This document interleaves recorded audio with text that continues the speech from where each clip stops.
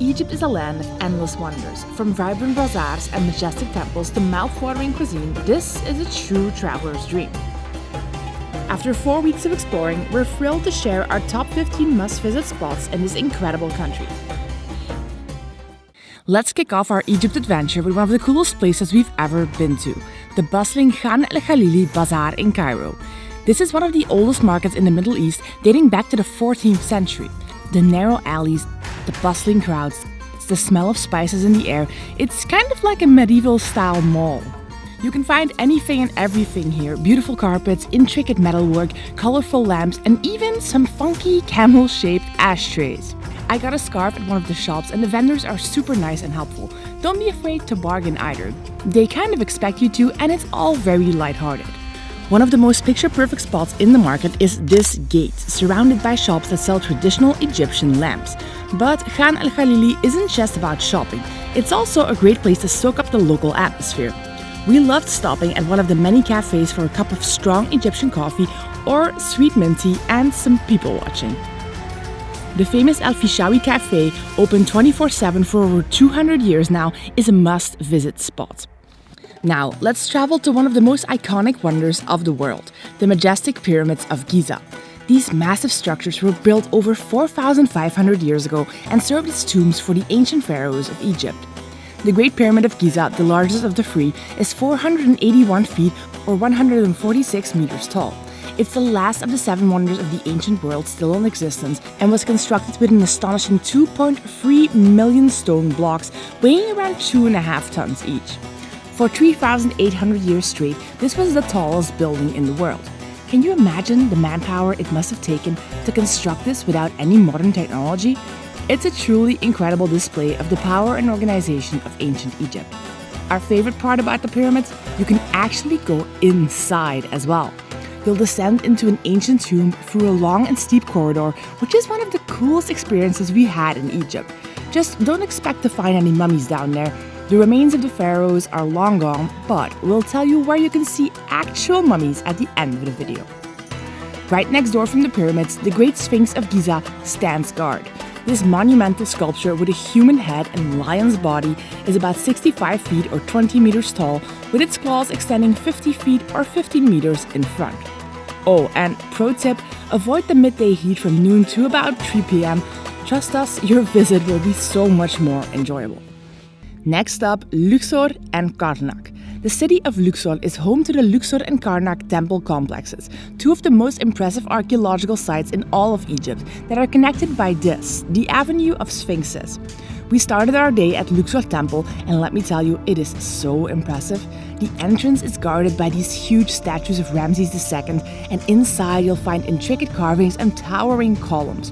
You can almost imagine the ancient Egyptians walking around in here, going about their daily lives.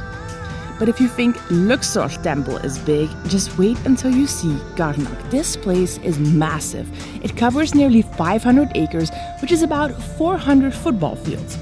It's actually a complex of temples, and if you want to see everything, you could spend days exploring this place. One of the highlights is the entrance, which is lined with statues of lions with ram's heads. They're enormous and really set the tone for what you're about to see inside. Inside Karnak, the walls and pillars are covered in colorful designs and inscriptions. They've faded over time, but you can still tell how vibrant and detailed they once were. It's like stepping back in time. Now, we have to be honest, navigating Luxor and Karnak can be overwhelming, so consider getting a guide. They can explain the history and significance of what you're seeing and make sure that you don't miss any of the highlights.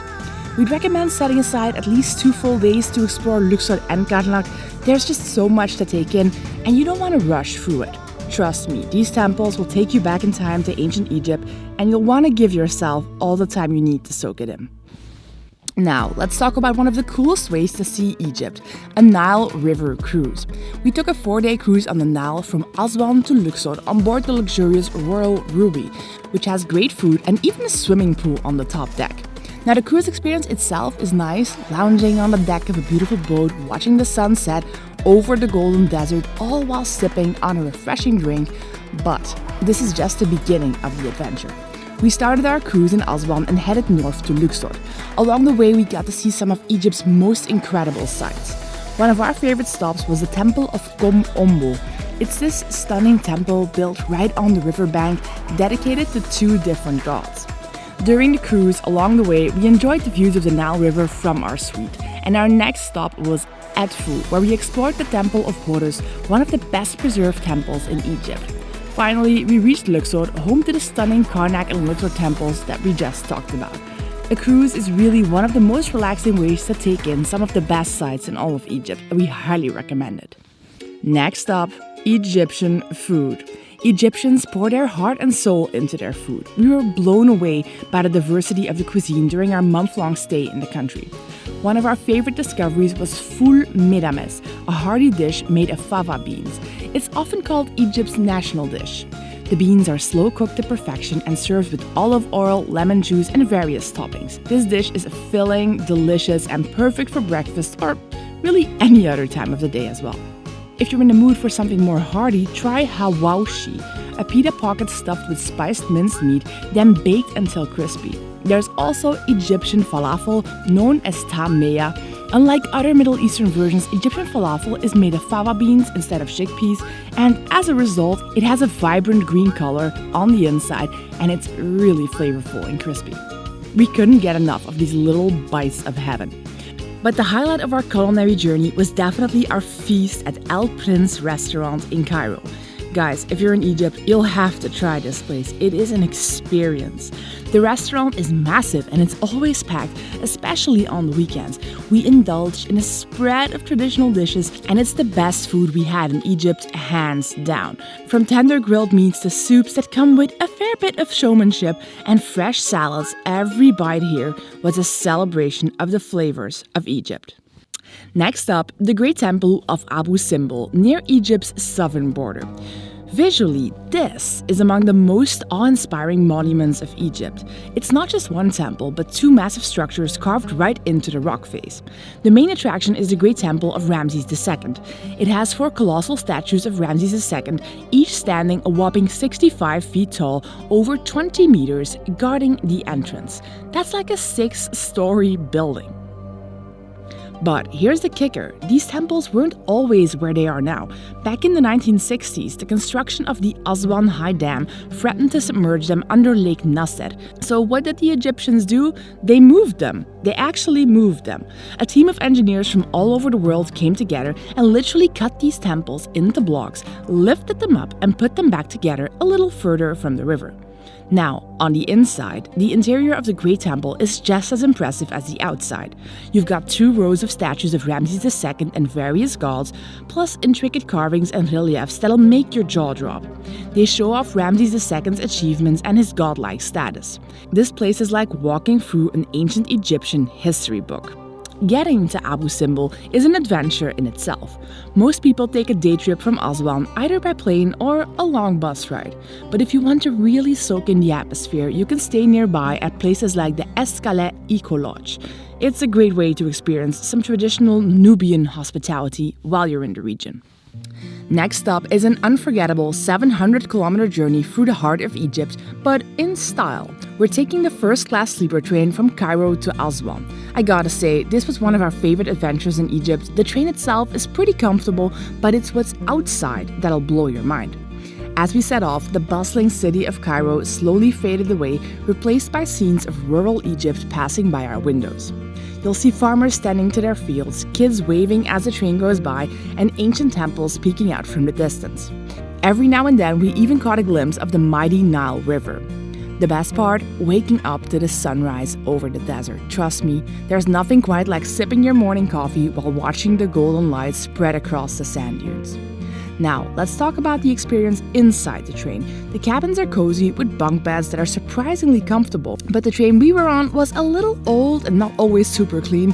However, we had our own little space to relax, read, and just watch the world go by, so we loved it.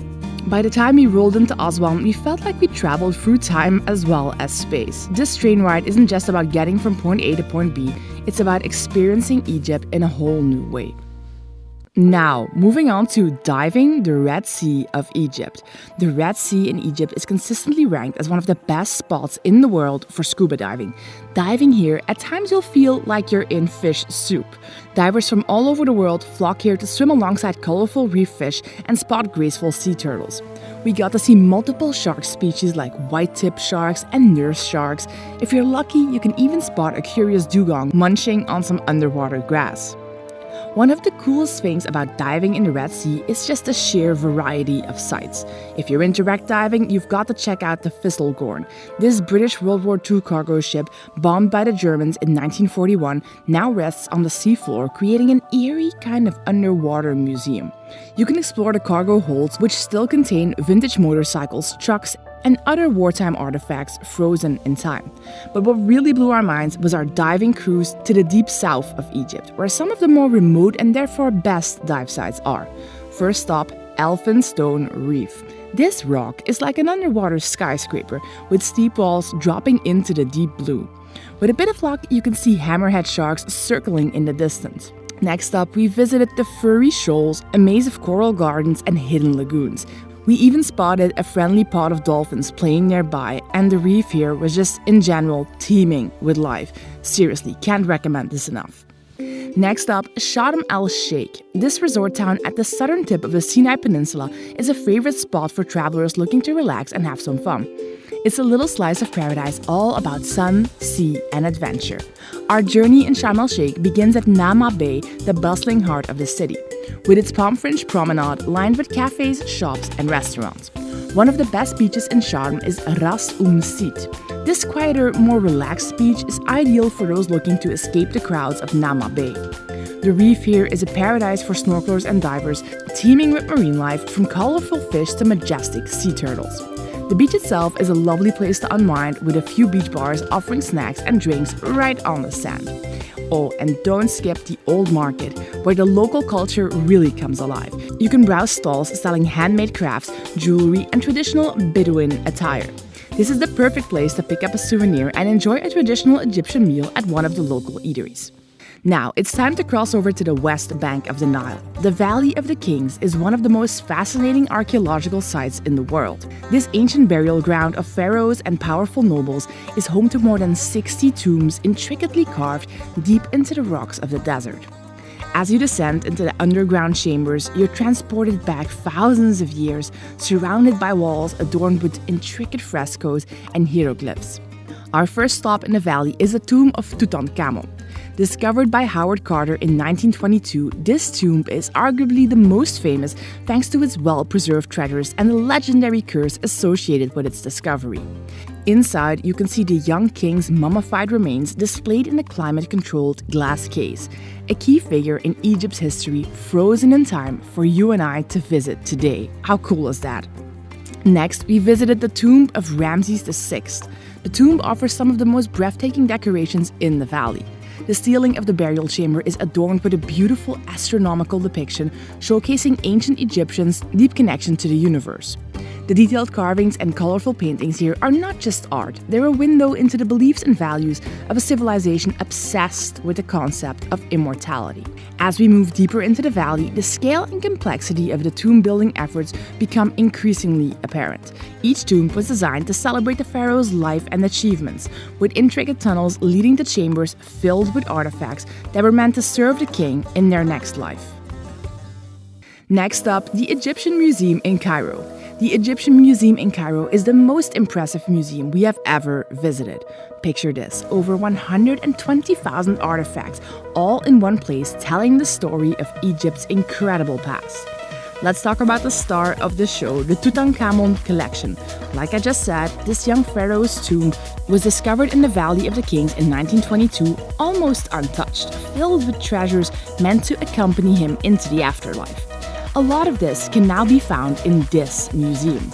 We've seen a lot of impressive things on our travels, but nothing quite compares to King Tut's golden death mask. This thing is made of 11 kilos or 24 pounds of solid gold. But the Egyptian Museum isn't just about King Tut. We spent hours exploring the different exhibits, from countless ancient statues of pharaohs and gods and goddesses to intricate jewelry. We marveled at the ceremonial outfits, the pieces of temples, and even chariots that have been brought into the museum, all meticulously preserved. It's a breathtaking insight into the wealth and craftsmanship of ancient Egypt. One of the coolest parts was the royal mummy room. It's a bit eerie, but also fascinating to see the preserved remains of some of Egypt's greatest pharaohs up close. We read that the Egyptian Museum has been thoroughly renovated since we visited, so it might be a bit more modern than you're seeing in this footage. Regardless, this is probably one of the coolest museums in the world, and you simply cannot miss it. Now, for a change of pace, we head to Cairo's Islamic Quarter. As we walked through the winding narrow streets of the historic Islamic Quarter, I couldn't help but feel like I had just entered a different world. One of the most impressive sights in this area is Al-Muis Street, often referred to as the greatest concentration of medieval architectural treasures in the Islamic world. This street is lined with stunning examples of Islamic architecture like mosques, madrasas, which are religious schools, and these beautiful old palaces everywhere you look. One of our favorites was the palace of Sultan al-Mansur.